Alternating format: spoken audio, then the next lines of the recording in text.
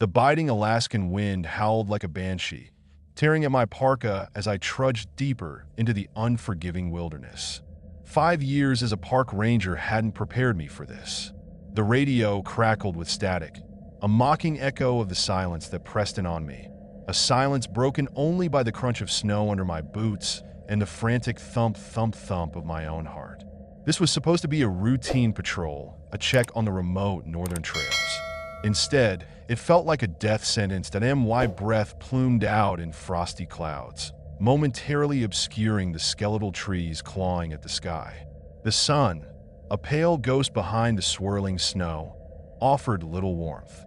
It had been 3 days since I last saw another human being. 3 days since the unsettling discovery that had brought me here. A single, blood-stained snowshoe, half buried in the drift. It wasn't mine.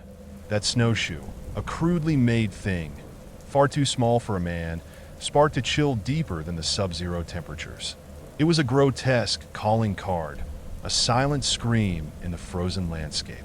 It spoke of violence, of a struggle, of someone lost, or something far worse. The dispatch had been vague, a missing hiker, possibly injured, but the urgency in the dispatcher's voice, the strained silence that followed, had painted a far grimmer picture. The deeper I went, the more uneasy I felt. The tracks, few and scattered, seemed to lead me further and further into a heart of darkness. The forest felt different, heavier, more malevolent than it should have. The shadows seemed to writhe, and the wind carried whispers that couldn't be attributed to the elements alone. I found myself glancing over my shoulder, half expecting to see something lurking in the swirling white chaos. Something. Watching that my hand instinctively went to the worn handle of my axe, the cold steel a small comfort against the growing dread. This wasn't just a missing hiker. This was something else, something that had left its mark on this pristine, unforgiving land, and had left me to find it. The Alaskan wilderness is a brutal mistress. She offers breathtaking beauty, but demands respect, exacting a heavy toll on those who underestimate her power. The mountains, jagged teeth against the icy sky, were my constant companions, their silent grandeur both awe-inspiring and terrifying. The trees, twisted and gnarled by centuries of harsh winters, seemed to watch my every move, their skeletal branches like accusing fingers that I'd spent the last 5 years patrolling these very mountains, learning her secrets, her moods, her unforgiving nature. Yet, even with my experience, this felt different. There was a palpable tension in the air, a sense of unease that went beyond the usual chill of the Arctic. It was as if the very land itself was holding its breath, waiting. The blood-stained snowshoe, small and crudely made, haunted my thoughts. It hinted at a struggle, a desperate flight through the snow. The size suggested a child or a small woman, a thought that chilled me to the bone. The design, unlike anything I'd ever seen before, was unervingly primal, etched with symbols that seemed ancient and malevolent. It was not the work of a lost hiker. In the sparse moments between the relentless march, I tried to analyze what little information I had. The dispatcher's hurried words echoed in my memory. Missing hiker, last seen near Widow's Peak. Unusual circumstances, Widow's Peak. A local legend, a place whispered about in hushed tones. A place where people disappeared, never to be seen again. The legend spoke of a vengeful spirit, a woman scorned, who roamed the mountain, claiming victims who dared to trespass on her sacred ground. Of course, I'd always dismissed such tales as folklore, but now the blood-stained snowshoe, the eerie silence, the unsettling feeling of being watched, these things whispered a different story. This wasn't just a rescue mission anymore. This was a descent into something far darker, something that threatened to consume me entirely. This was a hunt where I wasn't entirely sure who was the hunter and who was the prey. The snow deepened, slowing my progress to a crawl. Each step was a battle against the elements, against the growing weight of fear pressing down on me.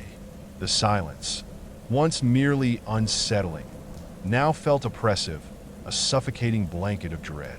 I pushed onward, driven by a mixture of duty and a morbid curiosity that as twilight descended, painting the snow-covered peaks in shades of bruised purple and blood orange. I stumbled upon a small, crudely built shelter, half buried in the snow. A faint light flickered from within. Hope, fragile as a winter flower, bloomed in my chest. Someone was alive.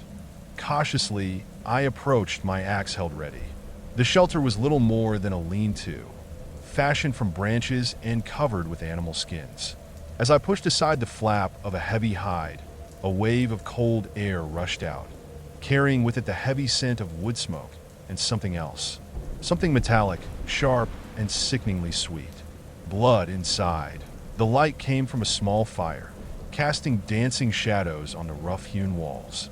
A young woman huddled near the flames, her face pale and drawn, her eyes wide with terror. She was small, slight, and her clothes were torn and ragged. She was the one who had left the snowshoe. Before I could speak, a guttural growl echoed from beyond the shelter's entrance, sending a fresh wave of icy fear through me. The woman gasped, her eyes widening with terror. Something large and dark moved in the shadows, its silhouette monstrous against the faint light. It was a bear, far larger than any I had ever seen, its eyes glinting malevolently. But something about his posture was wrong, too deliberate, too focused on the shelter, and not just on the woman inside. That IT wasn't just hunting for food. It was hunting for something else, and the young woman, terrified and wounded, was its prize. My axe felt inadequate, my fear a palpable thing in the confined space. My duty, my training, snapped into place, overriding the primal terror. This was no ordinary animal attack. This was something else entirely. A creature manipulated, controlled, a pawn in a much larger game that I had to protect her.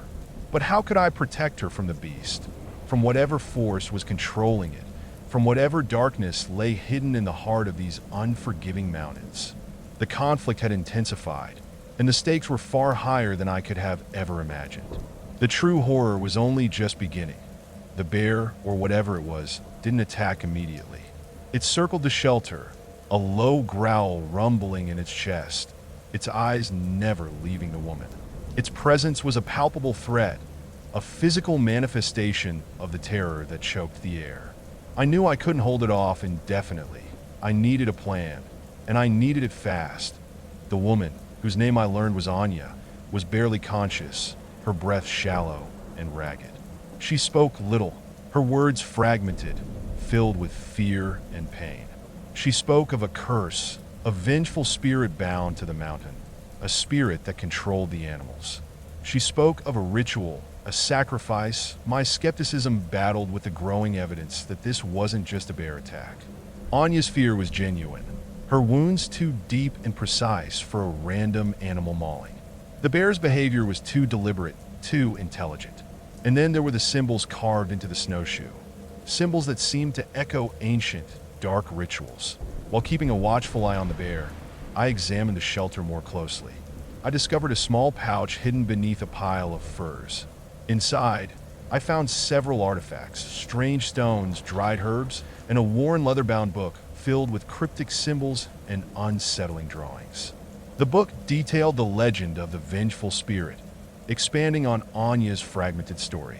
It described the spirit as a scorned lover, her rage fueled by betrayal and murder, a being that would stop at nothing to exact revenge. This spirit was far more than a myth. It was a force that controlled the land and the creatures within it, twisting them into its instruments of vengeance. The subplots began to converge. Anya's near sacrifice, the vengeful spirit, and the unnatural intelligence of the bear. Time was running out. The longer we stayed, the greater the risk. We needed to escape before the spirit's rage turned fully upon us. But escape seemed impossible. The snowstorm raged outside. The creature remained near the shelter, and I still didn't fully understand the spirit's motives or how to evade it. My mission had changed drastically. It was no longer just a rescue.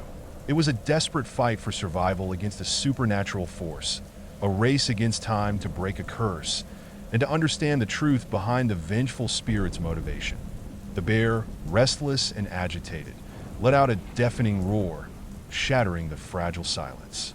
It lunged, its massive claws extended, aiming for Anya. I reacted instantly, throwing myself in front of her, my axe rising to meet the attack.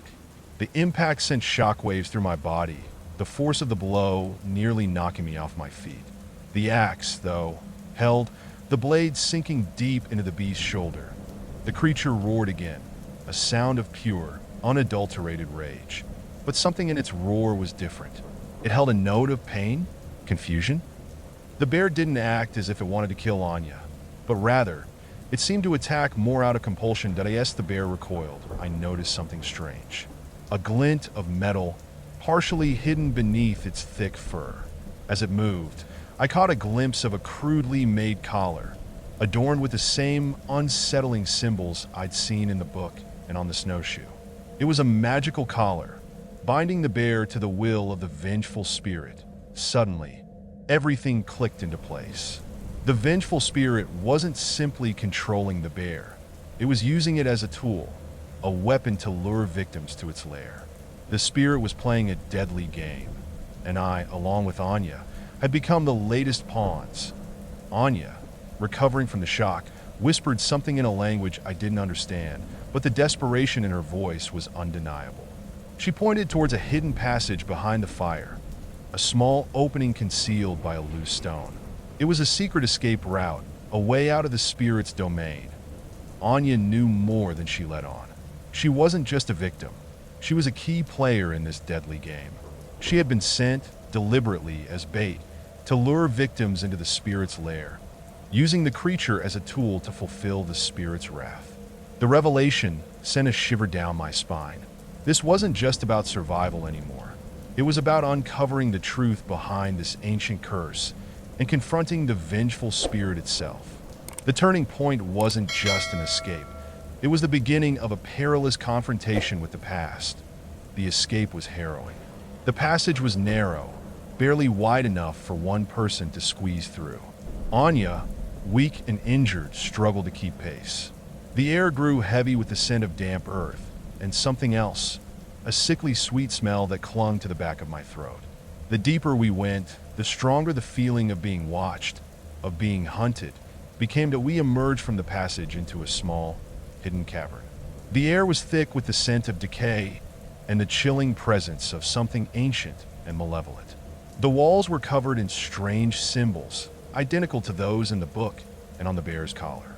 Anya's whispers, once fragmented, became clearer, revealing fragments of a ritual, a sacrifice, a story of betrayal and vengeance that spanned generations.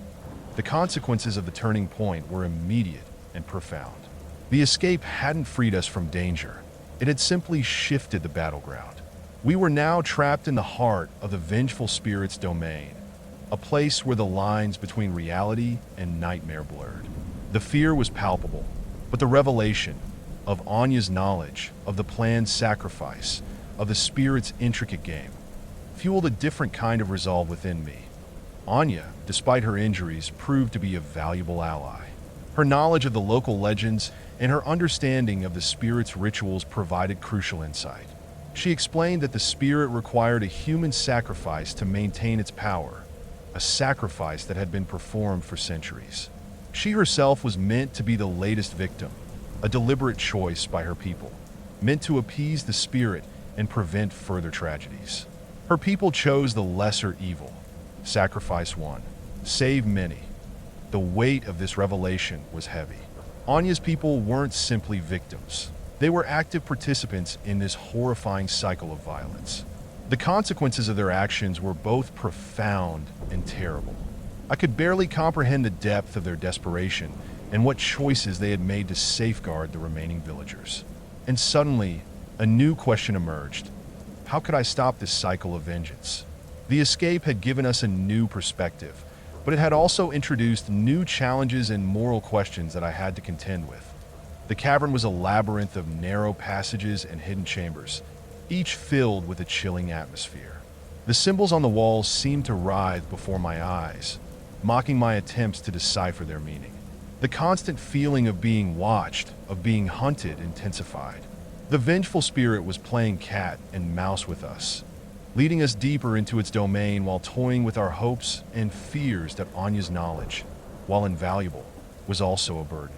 The weight of her people's choices, their desperate attempts to appease the vengeful spirit, left her emotionally drained. The guilt she carried was almost unbearable, but amidst her pain, I saw resilience, a fierce determination to end the cycle of violence that had plagued her family for generations. That my own growth was gradual, marked not by dramatic pronouncements, but by small acts of courage and adaptation. I learned to trust Anya's instincts, to rely on her knowledge of the cavern and its hidden pathways. My fear, though still present, was tempered by a growing determination to protect her, to break the curse that bound her people to this place. One particular challenge required a different kind of skill: deciphering the symbols. Anya guided me to a hidden chamber containing an ancient altar. It was here that the sacrifices were performed. The symbols around it were more complex, more potent. I realized that the symbols weren't just decorations. They held ancient power, a form of magic. With Anya's help, we deciphered a specific sequence, a counter curse, a way to break the spirit's hold on the land. The process was exhausting, both mentally and physically. We worked tirelessly, interpreting the symbols, their meanings gradually unlocking themselves. We found that the spirit's power was tied to the ancient altar, a physical manifestation of its rage and sorrow. Breaking its hold required not just understanding the symbols, but also confronting the spirit's past, its pain, its reasons for unleashing its wrath. I wasn't just a ranger anymore. I was becoming a scholar, a historian, a mediator between the living and the dead. The transformation was subtle, but profound. That my growth wasn't just about facing physical dangers. It was about confronting moral dilemmas, about understanding the complexities of a culture and a curse that ran deeper than I could have ever imagined. The challenge before us wasn't simply to survive. It was to break the cycle of vengeance and offer both myself and Anya a chance at redemption. The counter curse was complex, requiring a precise sequence of actions and incantations. Anya, drawing on her ancestral knowledge, guided me through the ritual.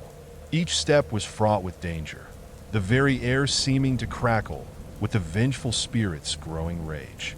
The closer we got to breaking the curse, the more intense the spirit's presence became. The temperature plummeted. The cavern walls seemed to pulse with a malevolent energy. The bear, still bound by the magical collar, paced restlessly outside the chamber, its growls echoing through the cavern. Its agitation mirrored the growing intensity of the spirit's wrath. We were running out of time. The spirit was aware of our actions, its rage escalating with each step we took. The air grew heavy, the silence punctuated by the bear's agitated growls and the chilling whispers that seemed to emanate from the very stones of the cavern. Anya's strength was waning, her body racked with pain and exhaustion. But her spirit remained unbroken, her determination fueled by a centuries-old burden lifted from her shoulders. Her voice, though weak, held a newfound strength, a power born from her connection to her ancestors and her unwavering determination to break the cycle of violence. That I felt the same growing determination within myself. The fear was still there, but it was now overshadowed by a sense of purpose, a fierce resolve that surpassed even my training as a ranger. The preparation wasn't just about reciting ancient words and performing specific actions. It was about confronting the spirit's pain, its rage, its centuries-old sorrow.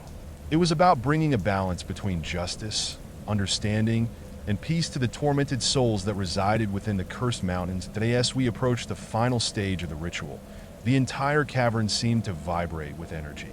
The air crackled with raw power, and the symbols on the walls pulsed with an eerie light. The tension was palpable, thick enough to cut with a knife.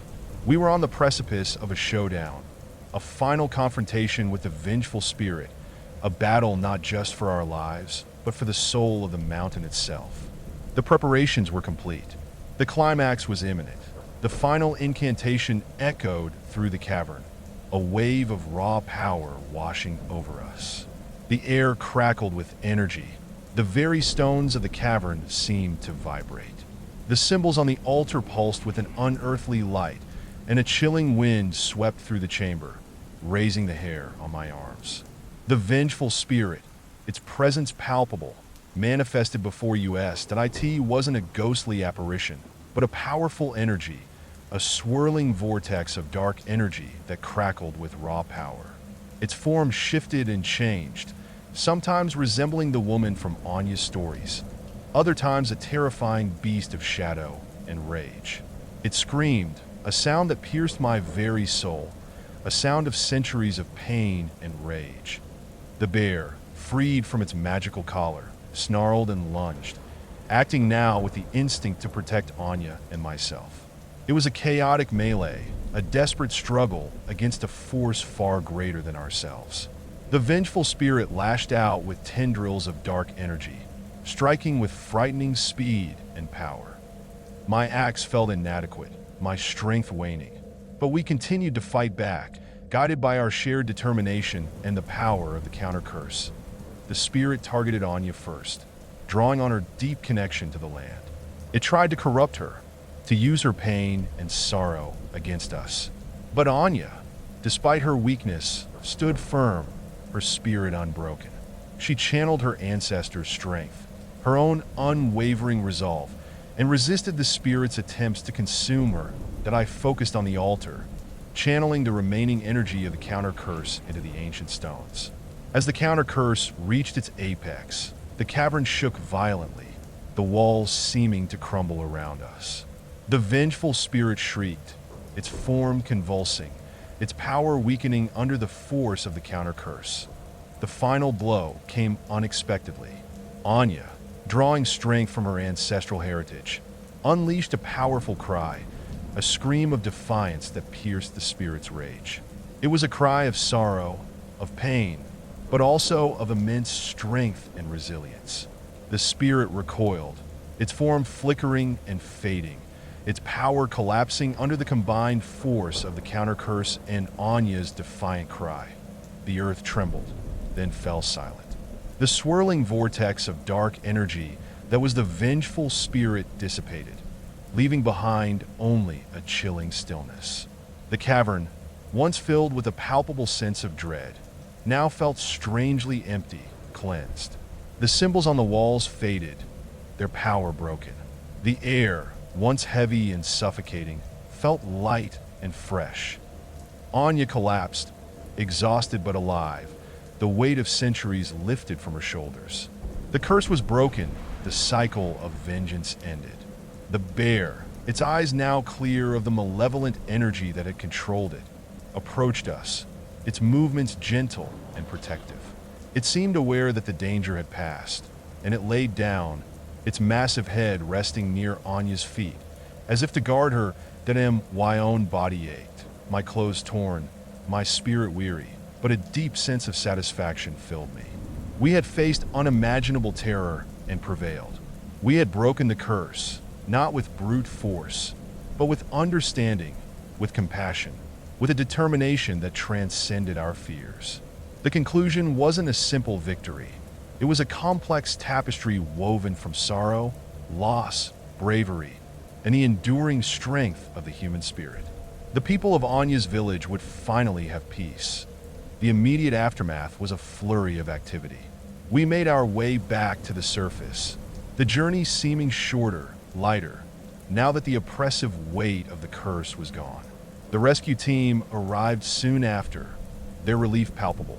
Anya's story, though incredible, was corroborated by the ancient artifacts and the broken collar found on the bear. The legend of the vengeful spirit, once a terrifying tale, now became a story of triumph over darkness.